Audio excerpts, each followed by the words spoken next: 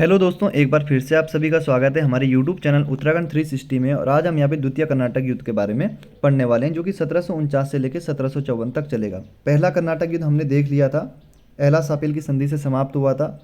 और एला सापेल की संधि से समाप्त हुआ था, लेकिन वहाँ पे फ्रांसीसियों को और अंग्रेज़ों को कोई भी ऐसा बेनिफिट नहीं हुआ था। ठीक है, ध्यान रखेंगे, कोई भी ऐसा बेनिफिट नहीं हुआ था और उनकी शत्रुता अभी तक चली आ रही है। तो फ्रांस को कोई फ़ायदा नहीं हुआ, अंग्रेज़ों को भी कोई फ़ायदा नहीं हुआ। तो इनकी पिछली जो शत्रुता थी, अब ये एक दूसरे को क्या करना चाहते हैं, एक दूसरे की शक्ति को नष्ट करना चाहते हैं।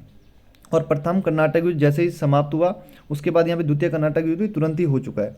लेकिन इसकी परिस्थितियाँ भारत में ही निर्मित थी। कहने का अर्थ यह है, जो पहला कर्नाटक युद्ध था वो ऑस्ट्रिया के उत्तराधिकार को लेकर लड़ा गया था। क्योंकि ऑस्ट्रिया में फ्रांस और अंग्रेज आमने सामने आ गए थे, इसलिए भारत में भी क्या हो गया, फ्रांस और अंग्रेज आमने सामने आ गए। लेकिन द्वितीय कर्नाटक युद्ध में ऐसा नहीं था। द्वितीय कर्नाटक युद्ध का जो मेन कारण था, देखिए 3 कारण आपको बता देता हूँ। एक कारण तो ये है कि अंग्रेज और फ्रांसीसी यहाँ पर एक दूसरे की शक्ति को कम करना चाहते थे, नष्ट करना चाहते। दूसरा कारण यहाँ पे हैदराबाद को लेके था, और तीसरा कारण यहाँ पे कर्नाटक को लेके था। तो देख लेते हैं यहाँ पे हैदराबाद में क्या स्थितियाँ हैं और यहाँ पे कर्नाटक में क्या स्थितियाँ हैं। मैप को आप बिल्कुल इसी तरीके से बनाएंगे, इसी तरीके से लिखेंगे। और मेरा अगर जैसे आप हिस्ट्री सब्जेक्ट में आपको इंटरेस्ट है, या हिस्ट्री के लेक्चरर के लिए, या कोई भी एग्जाम है, अगर आप अच्छे से पढ़ना चाहते हैं तो इस प्रकार से आप राइट साइड में जरूर मैप बना दें, और लेफ्ट साइड में जो पन्ना होगा आपका, वहाँ पे हल्की फुल्की इससे रिलेटेड कहानी लिख दें, ताकि हमेशा के लिए आपके लिए क्लियर हो जाए। और इतना मैं आपको विश्वास दिलाता हूँ कि इससे बाहर आपका प्रश्न नहीं जाएगा। अब देखते हैं यहाँ पे हैदराबाद में क्या कहानी है। देखिए, हैदराबाद में निजाम था आसफ जहाँ निजामुल मुल्क। 1748 ईस्वी में इसकी मृत्यु हो चुकी है। 1748 में मृत्यु हो चुकी है, तो उसके बाद यहाँ पे उत्तराधिकार के लिए युद्ध लड़ा जाएगा। और युद्ध देखिए किन किन के बीच में लड़ा जाएगा, देख लेते हैं। तो आसफ जहाँ निजामुल मुल्क का जो पुत्र है वो है नासिर जंग, एक पुत्र है यहाँ पे सलावत जंग, और ये है इसका पौत्र मुजफ्फर जंग। देखिए जंग जंग जंग है तीनों में, तो ध्यान रखेंगे। तो यहाँ पे सलावत जंग, नासिर जंग तो पुत्र हो गए, ये हो गया पौत्र मुजफ्फर जंग। अब यहाँ पे नासिर जंग को अंग्रेजों का समर्थन प्राप्त है, जबकि फ्रांसीसियों ने मुजफ्फर जंग को यहाँ पे क्या किया है, सपोर्ट किया है। यहाँ पे आपको ध्यान रखने योग्य बात यह है कि सलावत जंग को बिल्कुल हम किनारे रखेंगे, ये यहाँ पे उत्तराधिकार के युद्ध में शामिल नहीं है। ध्यान रखना, आपको उत्तराधिकार के युद्ध में शामिल नहीं। प्रश्न बन सकता है किसी भी तरीके से घुमा फिरा के, ये एकदम किनारे हैं यहाँ पे। और बाद में शासन भी इसी को ही मिलेगा, निजाम इसने ही बनना है। लास्ट में जो पूरी कहानी जोड़ मोड़ के आएगी, लास्ट में निजाम सलावत जंग ही बनेगा यहाँ पे। और उत्तराधिकार का युद्ध कौन कौन लड़ रहे हैं, नासिर जंग और मुजफ्फर जंग। ऐसी ही कहानी कुछ कर्नाटक में है। कर्नाटक का नवाब है अनवरुद्दीन, और इसके पुत्र का नाम है मोहम्मद अली। इसके पुत्र का नाम क्या है, मोहम्मद अली है। और यहाँ पे अनवरुद्दीन को अंग्रेज़ों का समर्थन प्राप्त है। वहीं यहाँ पर एक दूसरी कड़ी है, दोस्त अली जो भूतपूर्व नवाब थे यहाँ पे, उनका दामाद है चांदा साहब, और इसको फ्रांसीसियों का समर्थन प्राप्त है। तो यहाँ पे देखिए उत्तराधिकार के लिए कहाँ कहाँ पे युद्ध हो रहा है, चांदा साहब के बीच में और अनवरुद्दीन के बीच में युद्ध लड़ा जाएगा। और यहाँ पे नासिर जंग और मुजफ्फर जंग के बीच में यहाँ पे उत्तराधिकार के लिए युद्ध लड़ा जाएगा।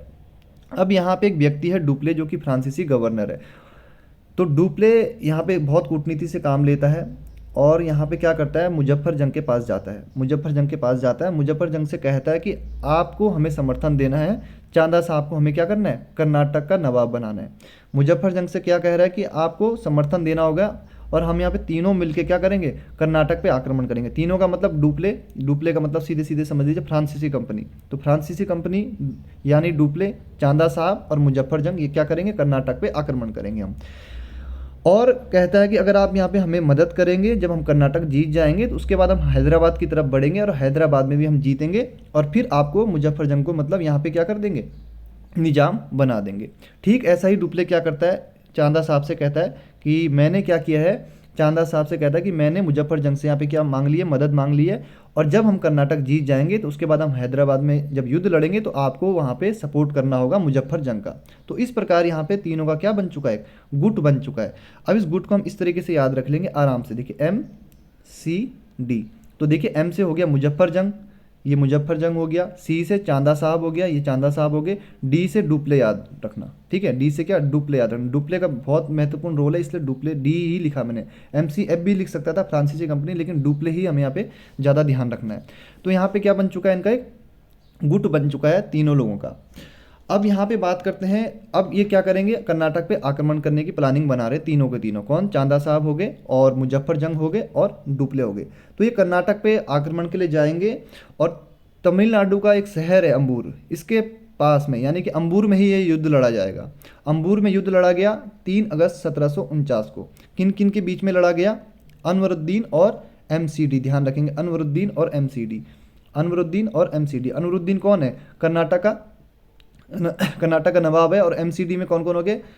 मुजफ्फर जंग, सी से चांदा साहब और डी से डुप्ले। तो अंबूर का युद्ध बहुत महत्वपूर्ण रहेगा। देखिए प्रश्न बन सकता है कि द्वितीय कर्नाटक युद्ध की शुरुआत किस युद्ध से हुई थी? तो अंबूर के युद्ध से द्वितीय कर्नाटक युद्ध की शुरुआत हुई थी और ये युद्ध 3 अगस्त 1749 को यहाँ पे लड़ा गया। देखिए अंबूर क्या है? तमिलनाडु का एक शहर है, चेन्नई और बेंगलोर के बीच में पड़ता है और पलार नदी के किनारे है। किस नदी के किनारे? पलार नदी के किनारे। थोड़ा लोकेशन में हमें ध्यान रखनी है। अंबूर कहाँ है? तमिलनाडु में। तो यहाँ पे ये युद्ध लड़ा गया 3 अगस्त 1749 को। अब इस युद्ध में क्या होता है? मोहम्मद अली त्रिचनापल्ली के दुर्ग में भाग जाता है क्योंकि उसके पिता की इसमें हत्या हो जाती है, मृत्यु हो जाती है। तो अनवरुद्दीन को यहाँ पे मार देते हैं। कौन? इनकी सेना क्या करती है? अनवरुद्दीन को मार देती है और मोहम्मद अली यहाँ से त्रिचनापल्ली के दुर्ग में भाग जाता है। तो ध्यान रखेंगे मोहम्मद अली कहाँ पहुँच चुका है? त्रिचनापल्ली के दुर्ग में पहुँच चुका है। तो यहाँ पे प्रश्न बन सकता है कि अंबूर का युद्ध कब हुआ था? अंबूर के युद्ध का क्या है संबंध? किस युद्ध से है? प्रथम कर्नाटक युद्ध से, द्वितीय से है? तो इस प्रकार से यहाँ पे प्रश्न बन सकता है। तो यहाँ पे ये कहानी समाप्त हो चुकी है। अब यहाँ पे अंबूर का युद्ध इन्होंने जीत लिया है कि इन्होंने एमसीडी यानी कि मुजफ्फर जंग, चांदा साहब और डुप्ले ने। तो अब कर्नाटक किसके पास आ गया? फ्रांसीसियों के पास आ गया। तो यहाँ पे किसको वादा किया था राजा बनाने का? तो चांदा साहब को। तो चांदा साहब को यहाँ का क्या बना दिया? नवाब घोषित कर दिया गया। तो कर्नाटक अब चांदा साहब के पास आ चुका है, यानी कि फ्रांसीसियों के पास आ चुका है। सभी अपने हित के लिए जुड़े हुए, ऐसा नहीं है कि फ्रांसीसियों को कोई चांदा साहब से सहानुभूति थी। कहीं ना कहीं सबके क्या थे? अपने निजी हित शामिल थे, इसलिए उन्होंने क्या किया? भारतीय राजाओं को सपोर्ट देना यहाँ पे प्रारंभ किया। अब देख लेते हैं आगे।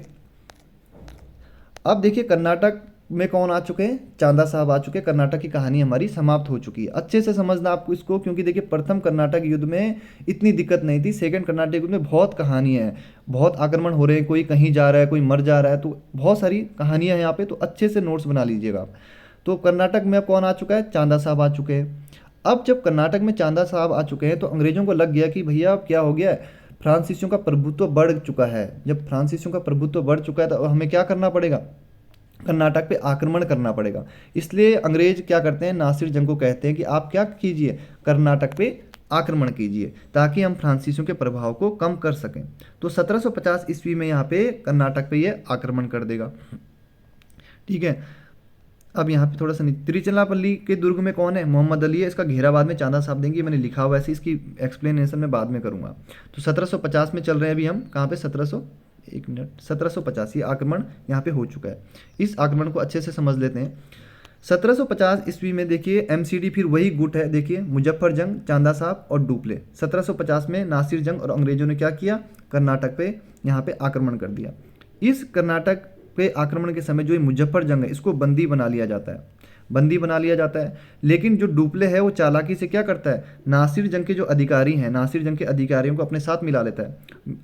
चालाकी का मतलब सीधे सीधे ही है यार, कूटनीति, राजनीति, जो जितने भी शब्द यहाँ पे मैं मानता हूँ कि देखिए पैसे दे दिया उसको, इनके अधिकारियों को, या पद का लालच दे दिया, पैसा दे दिया और उसके अधिकारियों को क्या कर लिया? अपने साथ मिला लिया। और उन्होंने ही नासिर जंग की फिर हत्या कर दी। तो नासिर जंग की हत्या किसने की? उन्हीं के अधिकारियों ने क्या कर दी? नासिर जंग की हत्या कर दी। देखिए नासिर जंग मर चुका है। अब यहाँ पे देखिए अंग्रेजों का पलड़ा क्या हो चुका है? और कमज़ोर हो गया है, क्योंकि देखिए पहले तो कर्नाटक वाला जो हमने पढ़ा, कर्नाटक में चांदा साहब जीत चुके हैं और यहाँ पे भी अब नासिर जंग क्या हो चुका है? मारा जा चुका है। अब हैदराबाद का निज़ाम किसको घोषित कर दिया गया? मुजफ्फर जंग को यहाँ पे घोषित कर दिया गया हैदराबाद का निज़ाम।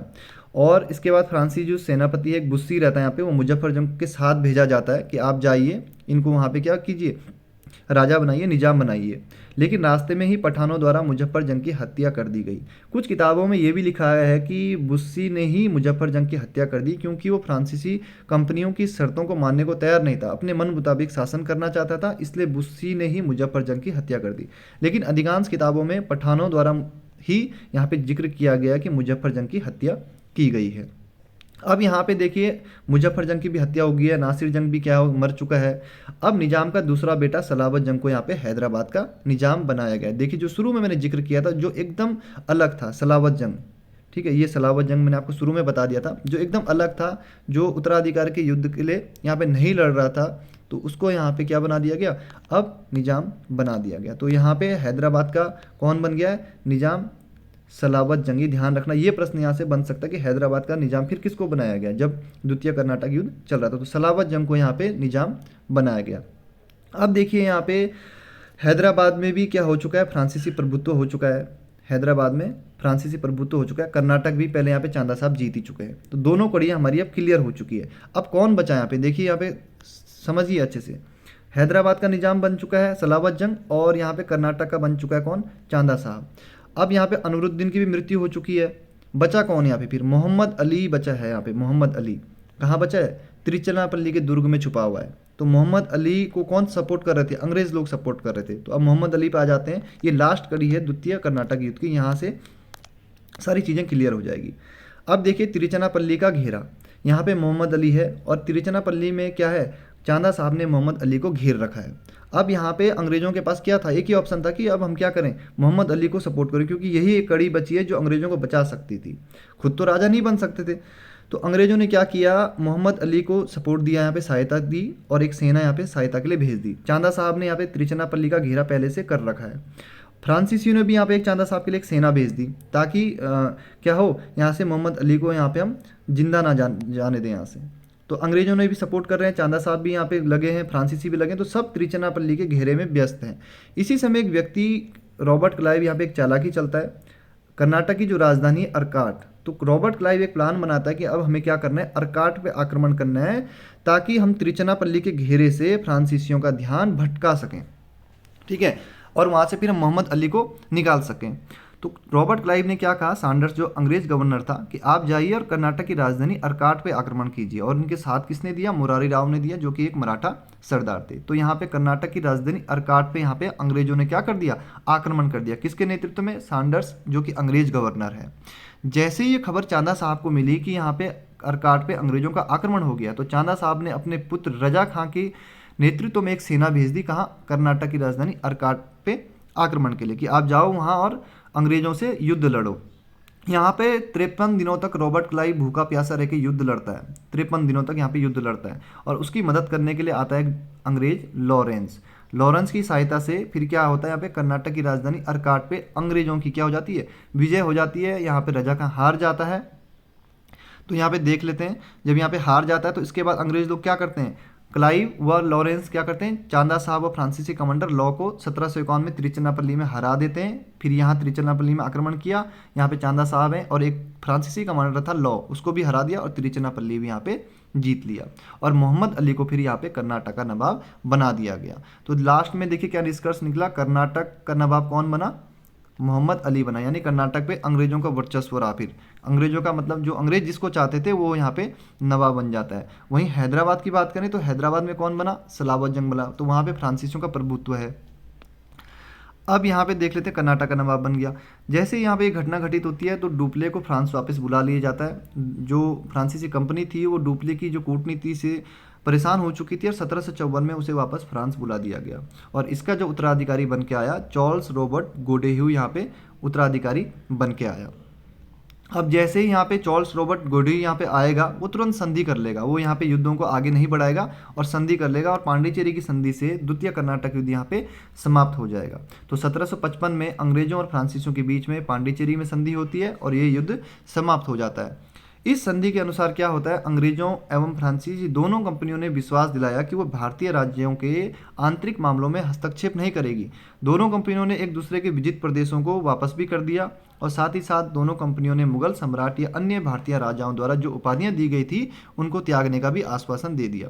देखिए यहाँ पर जब इस प्रकार की संधि पे हस्ताक्षर किए गोडेह्यू ने, तो यहाँ पे इस संधि की उसने आलोचना करी, किसने, डुप्ले ने आलोचना करी, और कहा कि गोडेह्यू ने अपने देश की बर्बादी तथा राष्ट्र के अपमान पर हस्ताक्षर किए हैं। तो गोडेह्यू ने क्या किया, अपने देश की आज़ादी और बर्बादी और राष्ट्र के अपमान पर हस्ताक्षर किए। तो इंपॉर्टेंट कथन है, अगर अच्छा एग्जाम होगा तो वहाँ पे प्रश्न बन सकता है।